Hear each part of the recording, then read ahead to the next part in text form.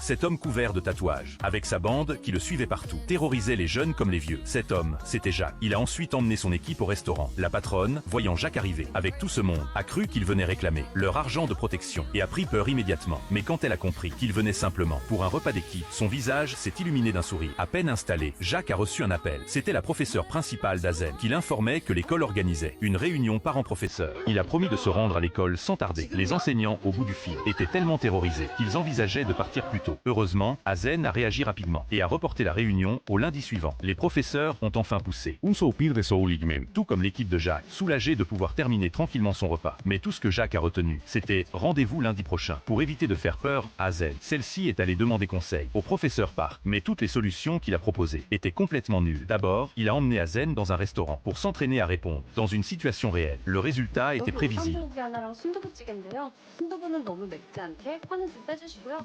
공깃밥 하나는 담량 좀 작게 해서. 아빠 우동 사리가 그렇지가 않잖아.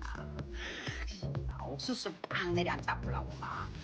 엄마는 닭다리만 기뻤다고 야 이거 달라 저거 달라 비싸노. 옷상으로 이거 좀 있던지 아니면 이거